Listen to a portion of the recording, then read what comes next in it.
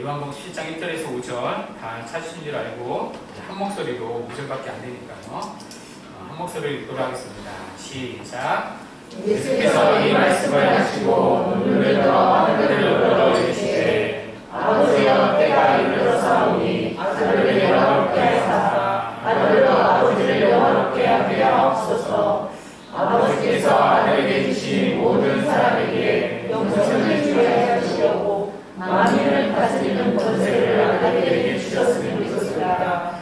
영생은 곧 유일하신 참 하나님과 그가 보내신 자 예수 그리스도를 아는 것이니이다. 아버지께서 내게 알고 주신 일을 내가 이루어 아버지를 이 세상에서 영화롭게 하였사오니 아버지여 창세전에 내가 아버지와 함께 가졌던 영화로서 지금도 아버지와 함께 나를 영화롭게 하옵소서. 아멘. 오늘은 나를 영화롭게 하옵소서라는 제목으로 하나님 말씀 증거하도록 하겠습니다.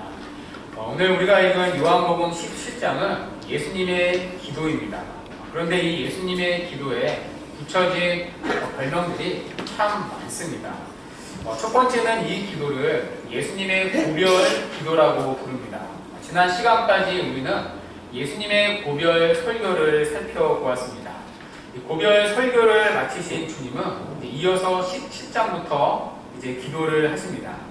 그래서 본문 1절은 이렇게 시작이 되죠. 예수께서 이 말씀을 하시고, 여기서 이 말씀은요, 헬라어 원어로 보면 복수형입니다. 이 말씀들을 마치시고, 이 말씀들은 무엇이죠? 앞에서 전하신 주님의 고별 설교 전체를 말합니다. 13장부터 16장까지, 3장에 걸친 고별 설교 전체를 말합니다. 그 고별 설교를 마치신 주님은 곧바로 이어서 하늘을 우러러 기도를 하십니다. 그래서 이 예수님의 기도를 고별 기도라고 부릅니다. 두 번째는 대제사장적 기도라고 부릅니다. 여러분, 구약의 대제사장이 어떤 역할을 했었죠? 하나님과 이스라엘 백성들을 중보하는 역할을 했습니다. 오늘 본문의 주님의 기도는 마치 그런 대제사장적 기도를 연상하게 합니다. 예수님의 기도는 하나님과 그리고 제자들 사이를 중보하는 기도이기 때문입니다. 특별히 제자들을 위해 간절히 기도하고 계십니다. 그래서 오늘 17장의 예수님의 기도를 대제사장적 기도라고 부릅니다. 자, 마지막 세 번째는 이 예수님의 기도를 예수님의 공기도라고 부릅니다. 다른 복음서를 보면요, 예수님이 기도하셨다는 기록은 많습니다. 새벽에 기도하러 가셨다, 또 홀로 밤새 밤을 새우며 기도를 하셨다, 그런 기록은 많이 있습니다. 그런데 여러분 그건 아십니까? 막상 주님이 거기서 무슨 기도를 하셨는지에 대한 기록은 거의 없습니다. 그러니까 예수님이 기도하신 내용을 참 찾아보기 힘듭니다. 그런데 유일하게 오늘 본문에는 그 기도의 내용이 있습니다. 무려 한 장에 걸쳐 예수님이 무엇을 기도하셨는지 그 기도의 내용을 자세하게 기록하고 있습니다. 자, 그러면 왜 요한복음에만 이렇게 예수님의 기도의 내용이 기록되어 있는가? 예수님의 기도는 예수님의 공적인 기도였기 때문입니다. 공기도였기 때문입니다. 예수님이 제자들 앞에서 하신 공적인 기도였기 때문입니다. 지금까지 예수님은 많은 기도를 하셨죠. 그러나 제자들 앞에서 하신 공적인 기도는 거의 없습니다. 거의 홀로 사적인 기도를 하셨습니다. 그 이후로 주님은 한적한 산에서 홀로 기도를 하셨습니다. 그러니 제자들이 주님이 어떤 기도를 하셨는가 들을 수 없었을 것입니다. 그러나 요한복음에 오늘 기도는 다릅니다. 주님은 지금까지 제자들을 앞에 두고 이렇게 고별 설교를 하셨습니다. 또 설교를 마치신 주님은 그 자리에서 곧바로 기도를 이어가십니다. 마치 예배 시간에 설교를 마치고 목사가 공기도를 하는 것과 같습니다. 그러니 제자들은 예수님의 기도를 직접 들을 수 있었을 것입니다. 그러니까 직접 들은 그 예수님의 주옥 같은 기도의 내용을 요한은 기록하고 있습니다. 그것이 바로 요한복음 17장의 기도입니다. 그래서 요한복음 17장의 기도를 예수님의 공적인 기도라고 부릅니다. 그러니까 이러한 이유로 요한복음 17장은요, 우리에게 너무나 소중하고 귀한 장입니다. 그러니까 주님이 하신 기도를 직접 듣고 직접 배울 수 있기 때문입니다. 그래서 이 종교개혁자 마틴 루터는 예수님의 이 기도를 가르쳐 이렇게 표현한 바 있습니다. 울리는 소리는 단순하나 그 깊이와 넓이에 풍성한 것을 이루 측량할 수 없도다. 또 루터와 함께 종교개혁을 주도했던 멜랑 히톤이라는 분은 이렇게 표현한 바 있습니다. 아들이 하나님께 바친 이 기도야말로 하늘에서나 땅에서나 우리가 들어온 것 중 가장 숭고하고 가장 거룩하며 가장 결실이 풍부하고 가장 탁월한 기도이다. 그만큼 요한복음 17장의 기도는 우리에게 기도의 진수를 보여줍니다. 그래서 오늘부터 우리는 몇 시간에 걸쳐 이 주님의 기도를 함께 살펴보고자 합니다. 이 시간들을 통해 우리의 기도를 다시 한번 점검하는 은혜가 있기를 바랍니다. 그래서 우리의 기도가 다른 기도와 또 삶으로 이어지는 거룩한 믿음의 변화가 있기를 간절히 바랍니다. 먼저 17장의 기도는요, 세 부분으로 나눠집니다. 1절부터 5절까지는 예수님 자신을 위한 기도이고요, 또 6절부터 19절까지는 제자들을 위한 기도입니다. 이어서 20절부터 26절까지는 제자들을 통해 믿게 된 성도들, 거기에 우리도 포함되겠죠. 그들을 위한 기도입니다. 자, 오늘은 첫 번째 부분이 1절부터 5절까지의 기도입니다. 예수님 자신의 사역을 위한 기도입니다. 자, 그런데요, 오늘 이 본문을 읽다 보면 주님의 기도에서 당황스러운 부분이 있습니다. 언뜻 보면 주님의 기도는 굉장히 이기적인 기도처럼 보입니다. 자, 1절부터 5절은 예수님 자신의 사역을 위한 기도였죠. 자, 그런데 처음 1절이 어떻게 시작되죠? 하반절에 보시면 아들을 영화롭게 하사. 1절의 기도가 영화롭게 하사로 시작됩니다. 자신을 영화롭게 해달라고 기도합니다. 자, 그런데 마지막 5절은 어떻게 끝이 나죠?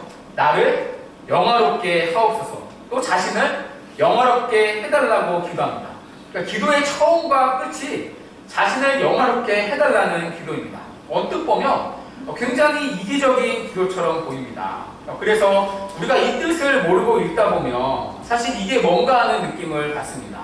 우리가 봐왔던 주님의 지금까지 모습과는 사뭇 다르게 보이기 때문입니다. 주님은 스스로를 가리켜 아버지께로부터 보냄받은 자로 스스로를 여겼습니다.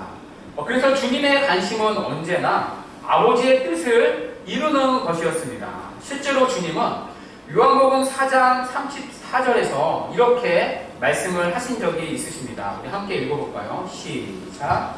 예수께서 이르시되 나의 양식은 나를 보내신 이의 뜻을 행하며 그의 일을 온전히 이루는 이것이니라. 아멘. 이랬던 주님이 이제 와서는 자신의 영광을 구하십니다. 그러니까 처음과 끝이 다르는 결국 주님의 본색이 드러난 것일까요? 결코 그렇지 않습니다. 그러니까 주님의 이 기도는 이기적인 기도가 아닙니다. 그것을 우리가 이제 본문을 통해 확인하도록 하겠습니다. 우리 본문 1절인데요. 1절 한번 다시 읽겠습니다. 시작. 예수께서 이 말씀을 하시고 눈을 들어 하늘을 올려주시되 아버지여 때가 이르렀사오니 아들을 영화롭게 하사 아들로 아버지를 영화롭게 하게 하옵소서. 자, 여기서 때라는 단어가 또다시 나옵니다. 자, 이쯤 되면 우리가 이 때라는 단어를 이제 알 수 있어야 하는데요. 이 때라는 말은 헬라어로 호라라는 단어입니다. 요한복음에는 이 때, 호라라는 단어가 오늘 본문을 포함해서 총 7번 등장합니다. 그런데 하나같이 이 때란 언제를 가리켰죠? 예수님이 고난을 받는 때, 그러니까 정확히 십자가에서 죽으실 때를 의미합니다. 그러니까 요한복음에서 때는 언제나 십자가에 죽으시는 때입니다. 자, 그런데 그동안 6번까지는 아직 그때가 이르지 않았다고 말씀을 하셨습니다. 자, 그 예로 한 구절 살펴볼까요? 요한복음 2장 4절인데요. 우리 가나안 혼인잔치 때 그 말씀이죠. 함께 읽겠습니다. 시작. 예수께서 이르시되 여자여라 무슨 상관이 있나이까 내 때가 아직 이르지 아니하나이까. 그러니까 그러니까 지금까지 그때는 아직 이르지 않았습니다. 자, 그런데 오늘 본문에서 드디어 그때가 이르렀다고 하십니다. 특별히 여기 이르렀다의 시제는요, 헬라어로 보면 완료형 시제입니다. 그러니까 그만큼 죽음의 때가 임박해 왔다는 것입니다. 그때가 코앞에 왔다는 사실을 주님은 아셨습니다. 그때가 이르심을 알고 주님은 이렇게 기도를 하십니다. 아들을 영화롭게 하사 아들로 아버지를 영화롭게 하옵소서. 그러니까 자신을 영화롭게 해달라고 기도를 하십니다. 그래서 아들로 아버지를 영화롭게 해달라고 기도합니다. 그러니까 죽음을 맞이하는 예수님의 기도는 죽음 앞에서 언뜻 보면 이기적인 기도처럼 보입니다. 여러분, 우리도 이렇게 기도하지 않습니까? 하나님, 저를 영광스럽게 하옵소서. 그래서 아버지께 영광 돌리게 하옵소서. 자, 그때 영광은 무엇이죠? 내가 박수받는 것입니다. 내가 높아지는 것입니다. 내가 세상의 면류관을 쓰는 것입니다. 그러니까 내가 원하는 내 뜻, 그 뜻이 이루어지는 것입니다. 하나님, 내 자녀가 원하는 대학에 이번에 들어가길 원합니다. 그래서 믿지 않는 사람들 앞에서 하나님을 고백하기 원합니다. 그 일을 통해 하나님께 영광 돌리게 하옵소서. 하나님, 이번에 남편이 직장에서 승진하기 원합니다. 그래서 아버지 하나님 앞에 영광 돌리게 하옵소서. 그러니까 이처럼 우리도 하나님께 영광 돌리기를 구합니다. 그래서 자신을 영화롭게 해달라고 구합니다. 자, 그런데 이때 우리가 구하는 자신의 영광은 무엇이죠? 이 세상의 영광입니다. 내가 박수받고 내가 높아지는 것에 있습니다. 거룩해 보이지만 사실 자신을 위한 이기적인 기도일 때가 많습니다. 자, 그러나 주님이 구하는 자신의 영광은 결코 세상의 그런 영광이 아닙니다. 그것을 우리는 이 사절을 통해 확인할 수 있는데요. 1절의 기도는 본문 4절과 맞물려 있습니다. 우리 본문 4절 함께 읽겠습니다. 시작. 아버지께서 내게 하라고 주신 일을 내가 이루어 아버지를 이 세상에서 영화롭게 하였사오니. 아멘. 여러분, 1절의 기도와 4절의 기도가 비교가 되시나요? 그러니까 1절은 아들을 영화롭게 하사 아들로 아버지를 영화롭게 하옵소서라고 기도하셨죠. 4절은 아버지께서 내게 하라고 주신 일을 내가 이루어 아버지를 영화롭게 하였사오니 라고 기도합니다. 1절과 4절이 매치가 되시나요? 자, PPT 한 장 보여주시겠어요? 자, 보시면 뒤에 1절과 4절을 보시면 뒤에 아버지를 영화롭게 하옵소서, 그러니까 이 부분이 1절과 4절은 똑같습니다. 그렇죠? 자, 그런데 1절에 아들을 영화롭게 하사, 자, 그 자리에 4절은 대신 뭐가 쓰이고 있죠? 아버지께서 내게 하라고 주신 일을 내가 이루어. 그러니까 이 표현이 대신 들어가 있습니다. 그러니까 아들을 영화롭게 하사는 다른 말로 무엇이죠? 아버지께서 내게 하라고 하신 일을 이루는 것입니다. 그것이 아들이 구하는, 그리고 아들이 받는 영광입니다. 그러니까 아들이 영광 받는 것은 아버지께서 내게 하라고 하신 그 일을 이루는 것입니다. 자, 그렇다면 그 일이 무엇이죠? 아버지께서 아들에게, 그러니까 내게 하라고 하신 일이 무엇이죠? 바로 예수님에게 맡기신 구속 사역입니다. 그러니까 쉽게 말해 십자가에 달려 죽으시는 일입니다.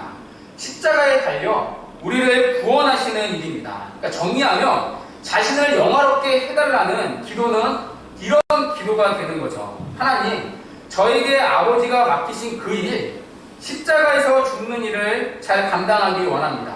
비록 십자가의 고난이 너무나 두렵지만 제가 그 고난을 잘 받기 원합니다. 십자가의 죽음이 너무나 두렵지만 제가 그 고난의 잔을 다 마시기 원합니다. 그러니까 이것이 바로 아들을 영화롭게 하사의 의미입니다. 그러니까 지금 예수님은 이것을 위해 기도하는 것입니다. 그러니까 마치 마태복음 26장 39절의 기도와 같습니다. 내 아버지여, 만일 할만하시거든 이 잔을 내게서 지나가게 하옵소서. 그러나 나의 원대로 마시옵고 아버지의 원대로 하옵소서. 그러니까 주님은 지금 이것을 위해 기도하고 있습니다. 이것이 자신의 구했던 자신의 영광이었던 거죠. 아버지의 뜻대로 제가 잘 죽기를 원합니다. 제가 그 십자가의 죽음을 잘 감당할 수 있도록 아버지 도와주십시오. 그 기도를 드리는 것입니다. 그러니까 지금 주님의 기도는 결코 이기적인 기도가 아닙니다. 자신의 영광을 구하는 기도가 아닙니다. 왜냐하면 그 영광은 세상적인 영광이 아니기 때문입니다. 자신의 욕심을 채우는 그런 영광의 기도가 아니기 때문입니다. 무엇이죠? 철저히 아버지가 맡기신 일을 이루는 것입니다. 다른 말로 아버지의 뜻이 내 삶에 온전히 이루어지는 것입니다. 이것이 주님이 구하는 이 땅의 자신의 영광이었습니다. 아버지의 뜻이 내 삶에 이루어지는 것, 그것이 이 땅에서 주님이 그렇게 간절히 구하던 영광의 이해였습니다. 자, 그래서 아들이 영광받는 것은 곧 하나님 아버지가 영광을 받는 일이었습니다. 왜냐하면 아들의 영광은 아버지 하나님의 뜻을 이루는 것이기 때문입니다. 여러분, 우리의 기도를 돌아보십시오. 우리가 기도에서 구하는 영광은 어떠한 영광입니까? 여전히 세상적인 영광의 개념은 아닙니다. 우리가 구하는 영광은 자신의 뜻이 이루어지는 영광 아닙니까? 내가 올라가기 원하고 내 이름이 알려지기 원하는 자신의 영광은 아닙니까? 그러나 기독교에서 말하는 영광은 세상적인 영광과 다릅니다. 우리가 높아지는 것을 하나님은 영광이라 말하지 않습니다. 성경은 내가 박수받고 높임받고 잘되는 것을 영광이라 말하지 않습니다. 여러분, 어쩌면 그것은 단순히 신앙과 관련이 없는 다분히 우리 자신의 개인적인 욕심 아닙니까? 기독교가 가르치는 영광은 아버지의 뜻이 내 삶에 이루어지는 것입니다. 하나님이 보시는 우리의 영광스러운 삶은 내가 얼마나 하나님의 뜻대로 사는가입니다. 우리가 잘되고 안되고가 하나님에겐 중요한 것이 아닙니다. 우리가 높아지고 낮아지는 것도 하나님께서 우리를 향한 중요한 관심사가 아닙니다. 우리가 사업이 안 될 수 있습니다. 삶에 어려움이 있을 수 있습니다. 그러나 하나님의 관심은 그 문제를 해결하면서 얼마나 하나님의 말씀의 원리를 지켜내느냐에 있습니다. 아무리 우리의 삶이 퍽퍽하다 할지라도 믿는 자의 본분을 잃지 않고 하나님 앞에 얼마나 하나님의 뜻대로 하나님의 말씀에 순종하며 그 일을 고민하며 풀어가느냐에 있습니다. 그것이 우리를 향한 영광의 유일한 척도입니다. 하나님은 이런 우리의 모습을 통해 영광을 받으십니다. 반대로 우리가 그 일을 세상적인 차원에서 해결하는 순간 결과를 떠나 하나님의 영광을 가리는 자가 되고 마는 것입니다. 자, 그래서 장로교 신조인 웨스트민스터 서유문답 1문은 이렇게 고백합니다. 사람의 제일 되는 목적은 무엇입니까? 하나님을 영화롭게 하고 그분을 즐거워하는 것입니다. 하나님을 영화롭게 하는 것은 다른 것이 아닙니다. 하나님을 즐거워하는 것입니다. 하나님의 즐거워하는 것은 하나님의 말씀을 즐거워하는 것입니다. 그 사람의 인격과 그 사람의 말은 분리되지 않기 때문입니다. 자, 우리가 어떤 사람을 존중하면요, 그 사람의 말도 존중합니다. 우리가 그 사람을 즐거워하면 그 사람과의 대화도 그 사람의 말도 즐거워합니다. 하나님을 즐거워하는 것은 그분의 말씀을 즐거워하는 것입니다. 그분의 말씀대로 살기를 즐거워하는 것입니다. 그분의 뜻이 이루어지기를 정말 즐거워하는 것입니다. 주어진 삶의 자리에서 그분의 뜻대로 순종하는 것입니다. 우리도 예수님처럼 하나님의 뜻을 이루도록 부름받은 자이기 때문입니다. 그것이 우리의 영광인 거죠. 그것을 통해 하나님은 우리의 삶에서 영광을 받으십니다. 그리고 여기에 우리의 기도가 적극적으로 요구되는 것입니다. 자, 이런 말씀을 하면 이런 분들이 계십니다. 나를 향한 하나님의 뜻이 무엇인지 잘 모르겠다는 분들이 계십니다. 자, 그러나 여러분, 하나님의 뜻은요, 우리에게 이미 알려져 있습니다. 하나님의 기록된 특별계시, 바로 성경 66권의 말씀입니다.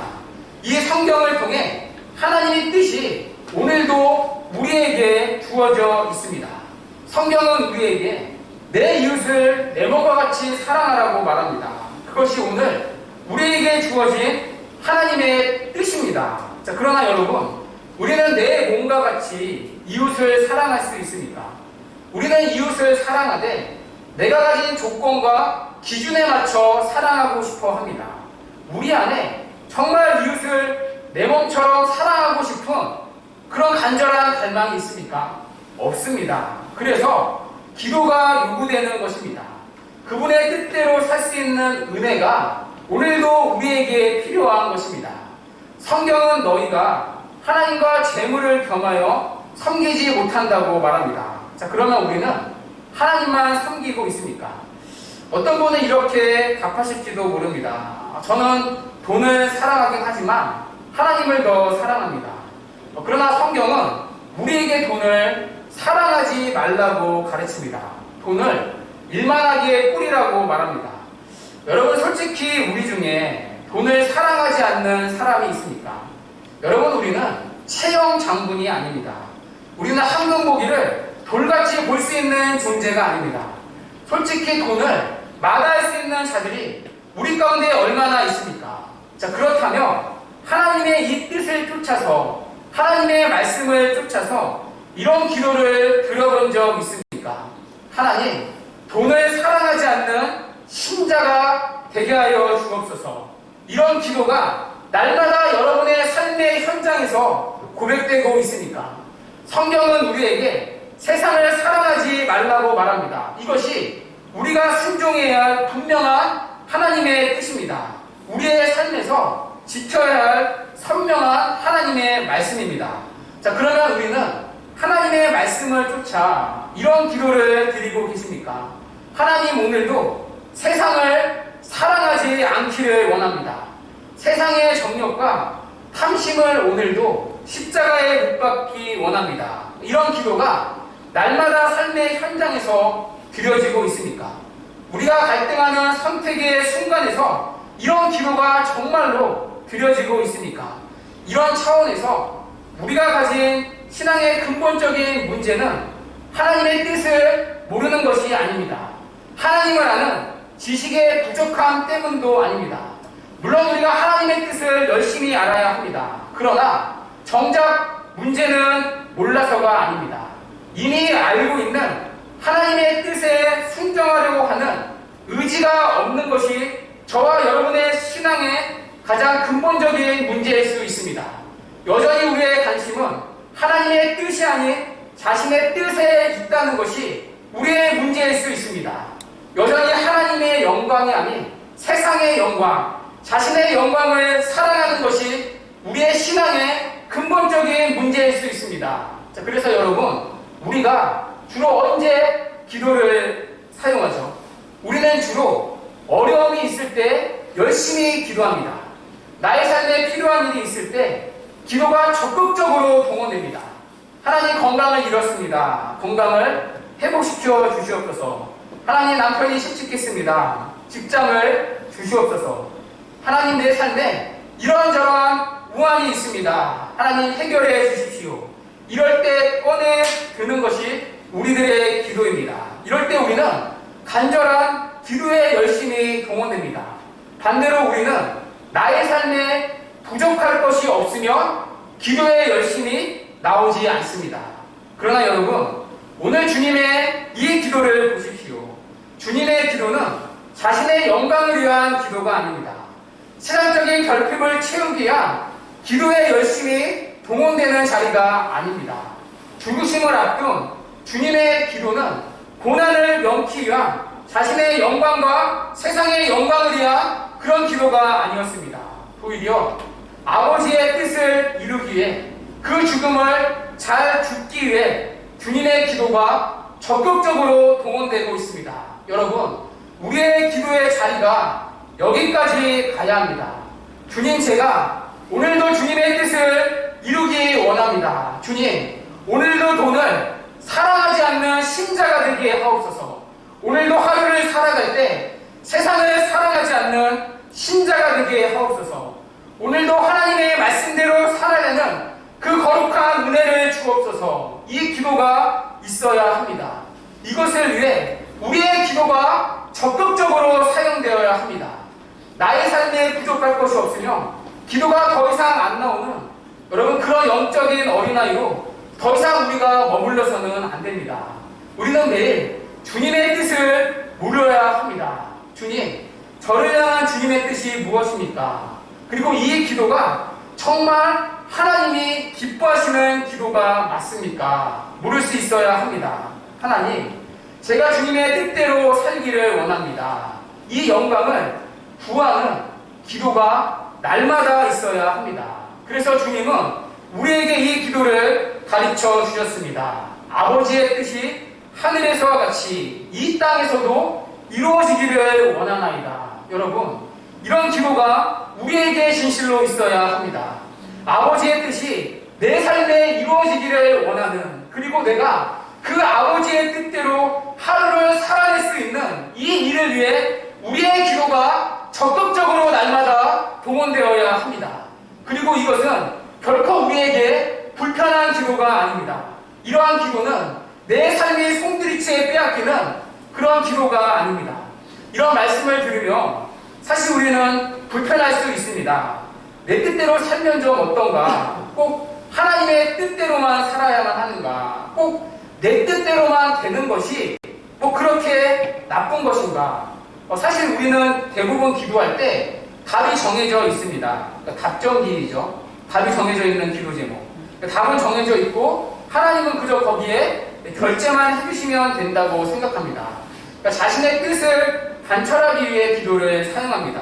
물론 그분들의 마음도 충분히 이해가 됩니다. 사실 저도 그렇게 다급할 때는 기도할 때가 있습니다. 왜냐하면 자신의 뜻대로 되는 것이 나에게 가장 유익하다고 생각하기 때문입니다. 그래야 정말 내 삶이 행복해질 수 있다고 생각하기 때문입니다. 자, 그러나 여러분 생각해 보십시오. 여러분의 뜻대로 다 된다. 그러면 정말 여러분이 행복할 수 있습니까? 우리의 기도대로 모든 기도가 다 응답이 된다. 내 뜻대로 모든 것이 척척척 풀린다. 그것이 정말 내 삶에 유익할 수 있겠습니까? 예전에 그 브루스 올마이티라는 영화를 본 적이 있습니다. 다들 아실 텐데요.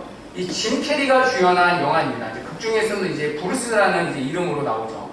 짐 캐리가 방송사에서 잘 나가는 앵커가 되고 싶은데 이 뜻대로 안 됩니다. 인생이 자꾸 이렇게 저렇게 막 꼬입니다.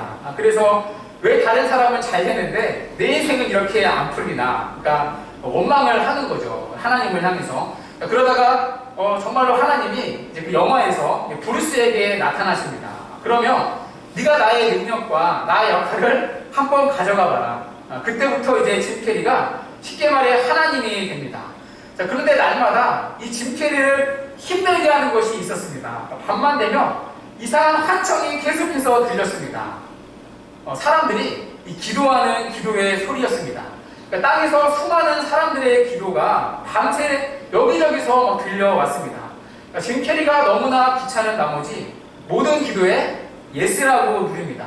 여러분 어떤 일이 벌어졌겠습니까? 아시는 분 계시죠? 천국이 됐을까요? 모든 사람이 정말 행복해졌을까요? 그 순간 이 땅이 난장판이 되었습니다. 복권 당첨자가 40만 명이 나왔습니다. 그래서 1등 당첨자가 고작 $17를 받았습니다. 그러니까 1등 당첨된 사람이 이제 내 인생은 다 뒤집어졌다 했는데 돈을 받아보니까 고작 $17였습니다. 여러분 열이 받겠습니까? 안 받겠습니까? 당연히 열을 받죠. 그래서 그 사람이 폭동을 일으켜 난리가 났습니다. 또 대학을 정원이 초과되고 도시의 재앙이 일어났습니다. 사건, 사고가 살인이 끊이지 않았습니다. 누군가를 죽여달라는 기도가 응답이 되었던 거죠. 만일 지금도 하나님께서 우리의 모든 기도를 다 응답해 주신다. 그러면 어떻게 되겠습니까? 세상이 난리가 날 것입니다. 그래서 어느 분이 지옥에 대해 이렇게 정의를 하더라고요. 지옥이란 우리의 기도가 다 응답되면 그곳이 지옥이다. 여러분 곰곰이 생각하면 정말 명언 아닙니까? 여러분 우리의 기도가 때로 얼마나 속물적인 기도입니까? 그리고 얼마나 지독히 나만을 위한 이기적인 기도가 많습니까? 우리의 기도에는 좋은 것도 있지만 악한 것들도 많이 있습니다. 무엇보다 우리의 기도가 얼마나 근시안적인 기도입니까? 마치 불량식품을 사달라고 조르는 아이 마냥 나에게 해가 될지도 모르고 멋모르고 구할 때가 얼마나 많이 있습니까? 이런 관점에서 우리의 뜻이 거절되는 것은 하나님의 또 다른 기도의 은혜입니다. 물론 기도가 응답되지 않을 때 우리는 아픔을 겪습니다. 내 뜻이 틀어질 때 우리의 마음도 함께 틀어지는 고통을 겪습니다. 그러나 기도의 참된 은혜는 나의 뜻이 무너지는 것에 있습니다. 내 뜻이 뒤틀리는 것에 있습니다. 왜냐하면 내 계획이 무너지는 자리에 더 선하신 하나님의 계획이 들어오기 때문입니다. 내 뜻이 꺾인 자리에서 나를 위한 하나님의 놀라운 계획이 들어오기 때문입니다. 그래서 기도의 크기는 야망의 크기나 목소리의 크기가 아니라 오히려 내려놓음의 크기입니다. 내 뜻을 내려놓는 기도야말로 가장 큰 믿음의 기도입니다. 결국에는 하나님의 뜻이 우리에게 가장 선하고 온전하신 뜻이기 때문입니다. 이것을 믿을 때 우리는 이렇게 기도할 수 있습니다. 아버지의 뜻이 하늘에서와 같이 이 땅에서 이루어지기를 원하나이다. 내 삶에서 이루어지기를 원하나이다. 그래서 우리는 이렇게 기도할 수 있어야 합니다. 하나님, 이 일을 통한 하나님의 뜻은 무엇입니까? 제가 드리는 지금 이 기도가 하나님이 기뻐하시는 하나님의 뜻에 맞는 기도가 맞습니까? 하나님의 뜻인지 아닌지 물으며 기도할 수 있어야 합니다. 그때 하나님은 기도하는 심령 가운데 당신의 선하시고 온전하신 뜻을 분명히 알려주십니다. 그리고 한 걸음 더 나아가 우리는 이렇게 정말로 진심을 담아 기도할 수 있어야 합니다. 아버지, 나의 뜻이 아니라 아버지의 뜻이 이루어지기 원합니다. 그 아버지의 뜻대로 제가 오늘 하루도 살아내는 은혜가 있기를 원합니다. 하나님의 말씀에 오늘도 순종하는 하루가 되기를 원합니다. 여기에 우리의 기도에 열심히 동원될 수 있어야 합니다. 이런 기도가 우리의 기쁨과 정말 진심이 되어야 합니다. 그리고 우리의 삶 가운데 더욱 간절해지는 기도의 제목이 되어야 합니다. 더 이상 내 삶에 부족한 것이 없으며 기도가 안 나오는 그런 영적인 어린아이에 머물면 안 됩니다. 내 삶의 필요와 소원을 넘어 하나님의 뜻을 이루는 그 기도의 자리까지 우리가 나가야 합니다. 이것이 우리에게 기도가 허락된 이유입니다.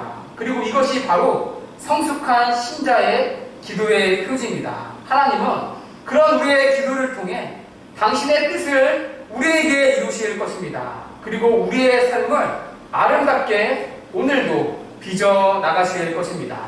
바라기는 이 기도의 열심이 우리의 삶을 이끄는 영적 동력이 되기를 바랍니다.